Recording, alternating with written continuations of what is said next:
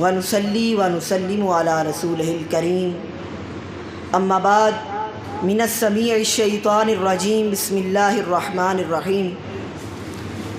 آج جس موضوع پر مجھے لب کشائی کرنے کا موقع ملا ہے اس کا عنوان ہے کہ قصاص خون تمنا مانگیے کس سے۔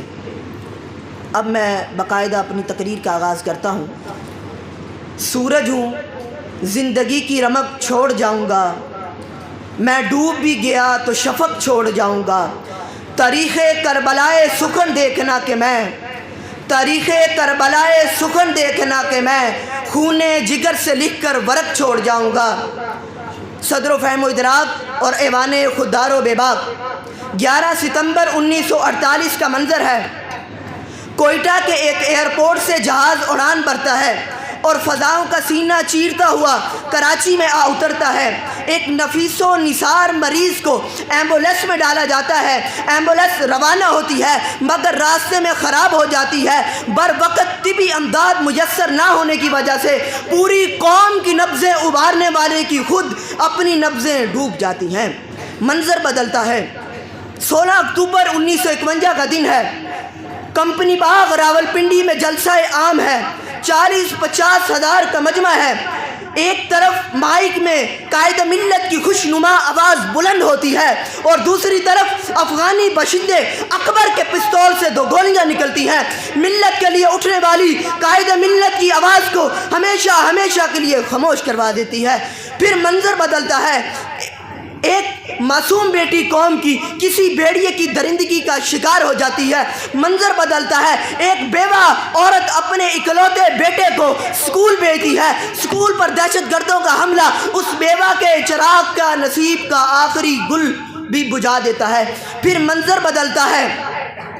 لاہور کے ہنستے بستے بازار میں بم دھماکہ قیامت صغریٰ بپا کر دیتا ہے۔ کہیں جیلوں کے پیچھے بے گناہ ایڑیاں رگڑ کر مر جاتے ہیں اور کہیں مری کا برفانی طوفان سیاحوں کے لیے قبرستان بن جاتا ہے۔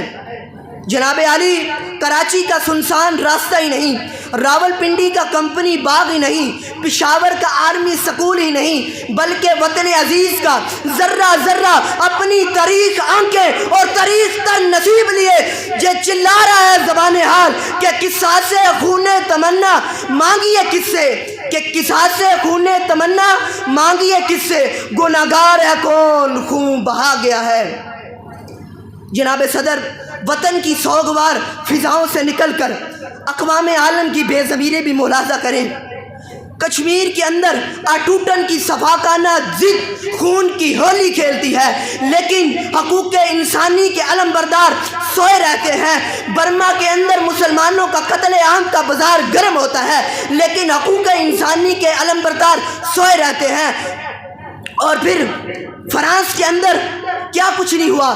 فرانس کے اندر ناموس رسالت پر نکیر حملے کی جسارت کی جاتی ہے، لیکن عالم ضمیر مردانی چھائی ہوئی ہے۔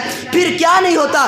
فلسطین کے اندر کتنے بربریت کے پہاڑ توڑے گئے، لیکن امن کے سفیر پھر امن میں ہے۔ میں نے بھی اب اٹھانی ہے کہ اب منظر نہیں بدلے گا، بلکہ نعرہ دلگیر بن کر، عزم شبیر بن کر، حیدر کرار کی شمشیر بن کر اس تقدیر کو بدلنا ہے اور اس نظام ظلم کو بدلنا ہے۔ اس کار خلقلت میں اگر میرا لہو بھی گرے تو کوئی پرواہ نہیں۔ کیوں پرواہ نہیں؟ خون پھر خون ہے، ٹپکے کا تو جم جائے گا۔ ظلم پھر ظلم ہے، بڑھتا ہے تو بٹ جائے گا۔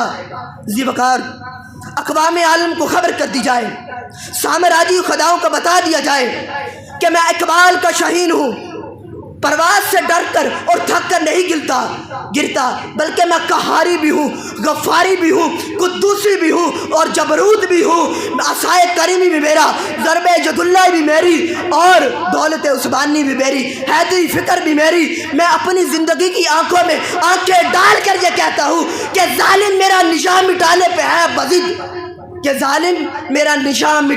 ہے بضد، میں بھی سینہ کی نوک پر سر چھوڑ جاؤں گا. اپنے ڈوبنے کی علامت کے طور پر دریا میں ایک عدم بمر چھوڑ جاؤں گا. اپنے ڈوبنے کی علامت کے طور پر دریا میں ایک عدم بمر چھوڑ جاؤں گا. لشکر کریں گے میری دلیری پر تبصرے.